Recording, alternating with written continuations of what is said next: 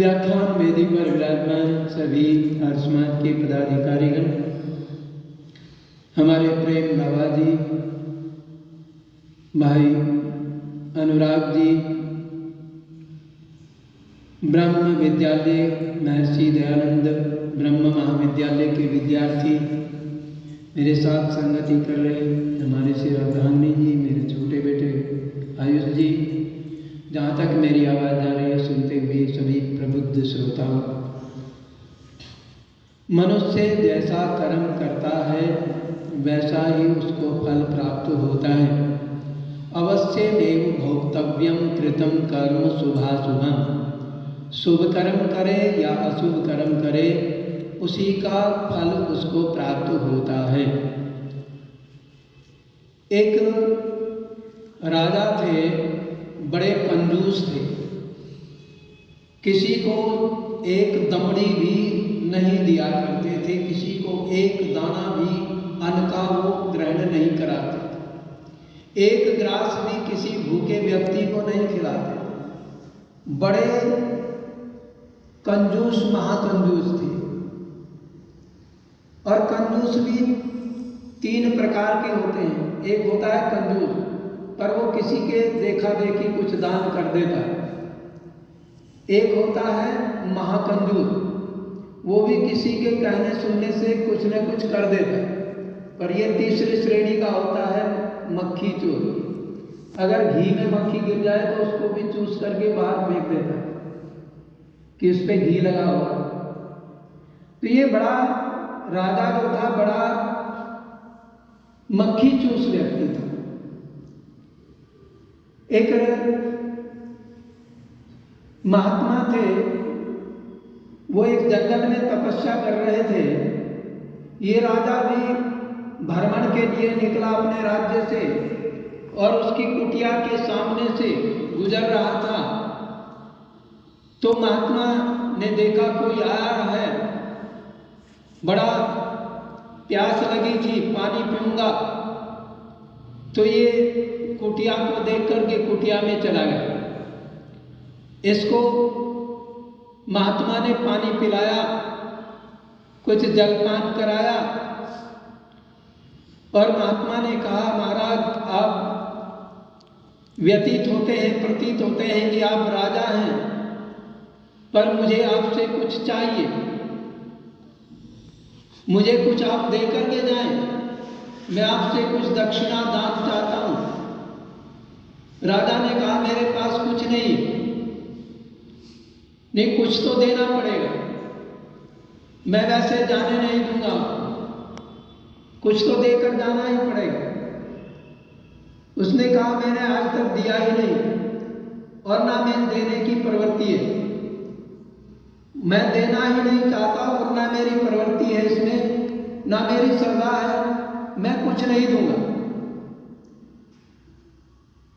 महात्मा ने कहा, मेरी भी प्रवृत्ति है कि मैं बिना लिए किसी को जाने नहीं देता, कुछ ना कुछ तो आपको देना ही पड़ेगा।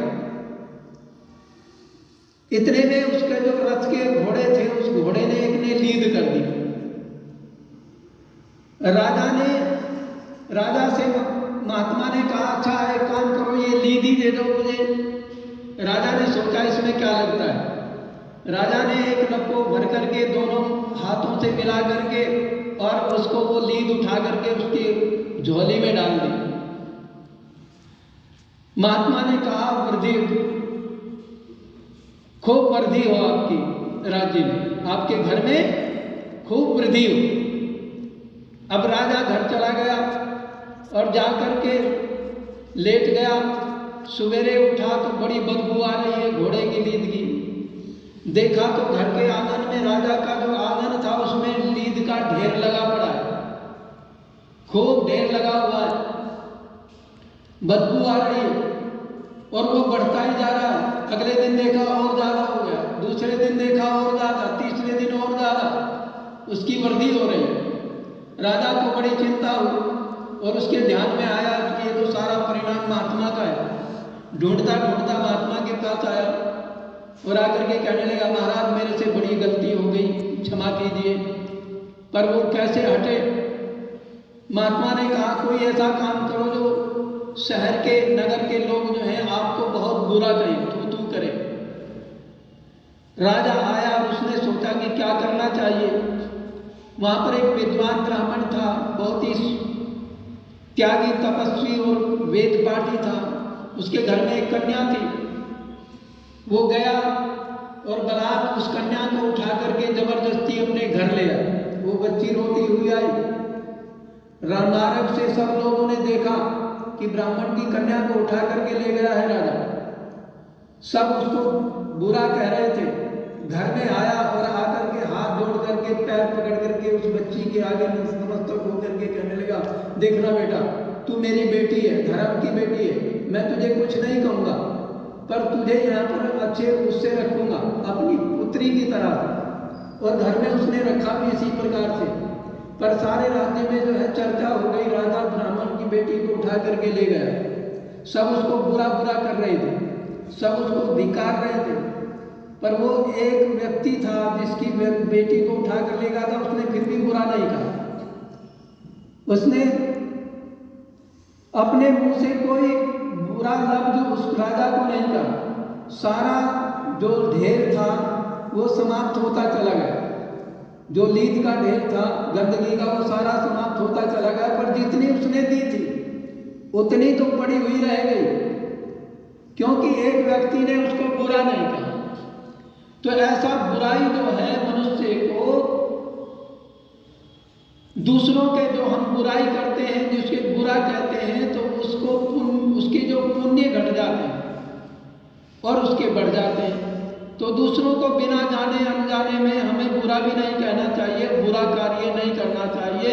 और जैसा हम दान करेंगे, अन्न का दान करेंगे, अन्न प्राप्त होगा, धन का दान करेंगे, धन प्राप्त होगा, और अपनी सेवा का दान करेंगे तो सेवा भी प्राप्त होगी। चाहे वह गुरु की सेवा हो, माता पिता की सेवा हो, राष्ट्र की सेवा हो, समाज की सेवा हो, तो वैसा उसको प्राप्त होता है।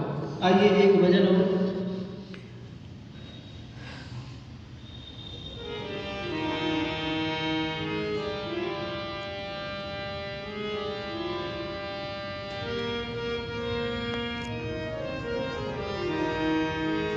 भक्ति में मन परहित में तन, जब तेरा हो जाएगा तो तुझे खुद के ही भीतर, तो तुझे खुद के ही भीतर परमात्मा मिल जाएगा। भक्ति में मन परहित में तन, जब तेरा हो जाएगा तो तुझे खुद के ही भीतर, तो तुझे खुद के ही भीतर परमात्मा मिल जाएगा। भक्ति में मन परहित में तन, जब तेरा हो जाएगा। जिंदगी का क्या भरोसा, आज है कल को नहीं। जिंदगी का क्या भरोसा, आज है कल को नहीं। मौत सर पर आ विराजे, हो सके तब कुछ नहीं। वक्त रहते खोल आंखें, वक्त रहते खोल आंखें, वरना फिर पछताएगा। भक्ति में मन परहित में तन, जब तेरा हो जाएगा तो तुझे खुद के ही भीतर, तो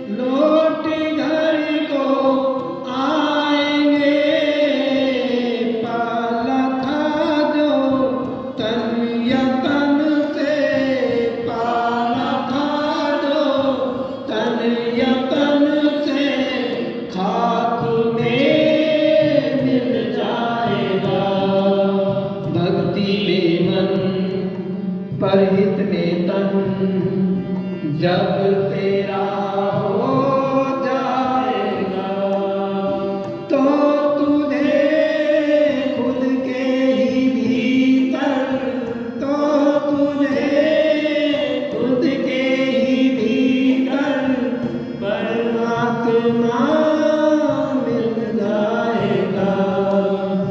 भक्ति में मन परहित में तन जब तेरा हो जाएगा, श्रेष्ठ जीवन मोक्ष साधन तुझको वेदों से मिले। श्रेष्ठ जीवन मोक्ष साधन तुझको वेदों से मिले। गोविंद तू सत पथ चले तो फूल जीवन में खिले। गोविंद तू सत पथ चले तो फूल जीवन में खिले। वेद मार्ग को न तजना, वेद मार्ग को न तजना, वरना फिर पछताएगा। भक्ति में मन परहित में तन जब तेरा हो जाएगा, तो तुझे खुद के ही भीतर, तो तुझे खुद के ही भीतर परमात्मा मिल जाएगा। भक्ति में मन परहित में तन जब तेरा हो जाएगा। भक्ति में मन परहित में तन जब तेरा हो जाएगा। परहित में जो अपने तन को लगा देता है और मन को भक्ति में लगा देता है। महर्षि स्वामी दयानंद ने यही चुन किया।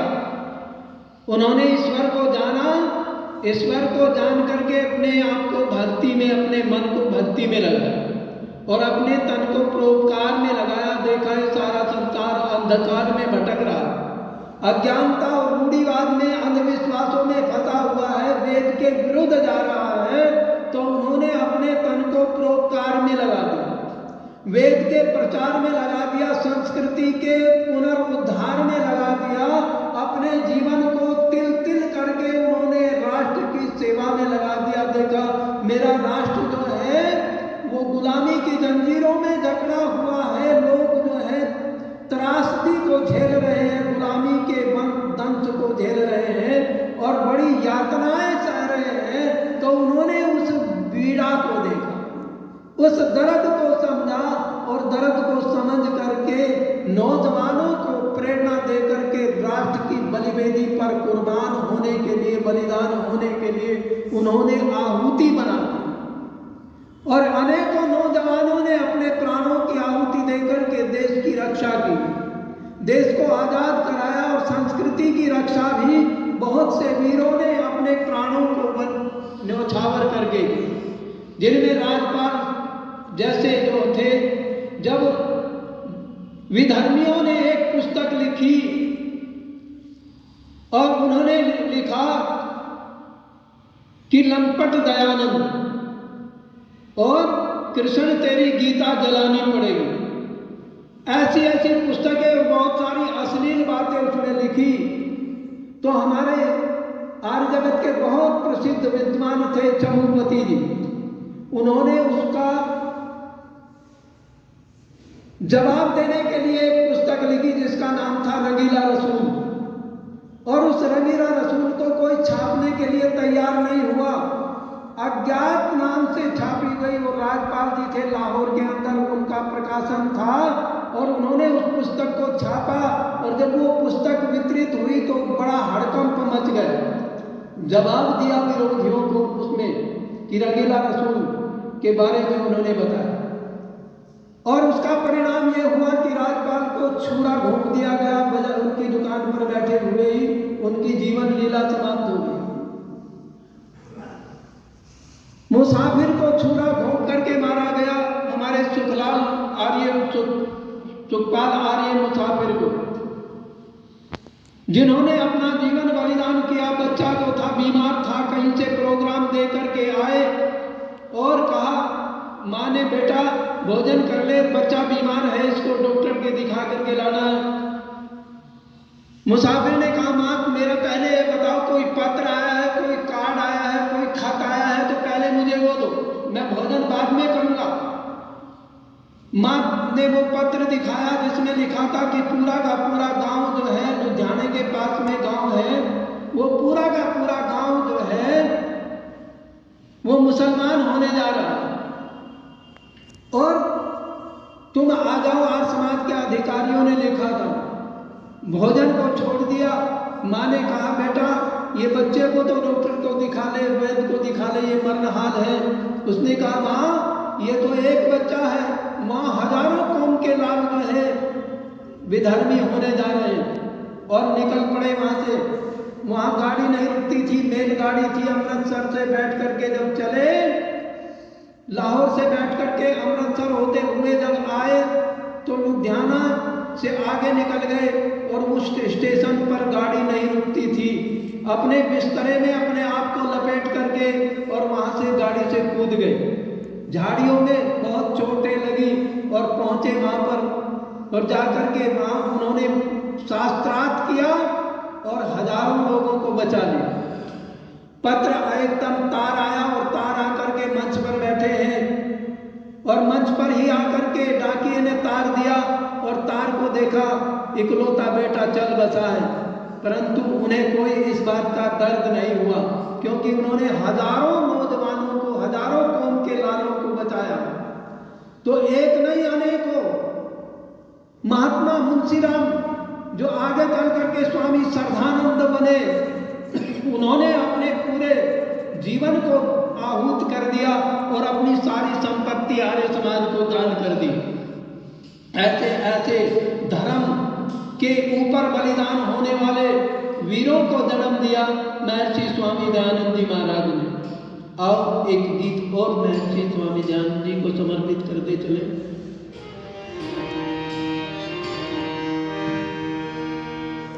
गिने जाए मुमकिन है सहरा के जल्ले, समुद्र के कतरे, फलक के सितारे, मगर नामुमकिन है मेरे ऋषिवर दयानंद। गिने जाए हम पर जो ऐसा तुम्हारे, गिने जाए हम पर ऐसा तुम्हारे।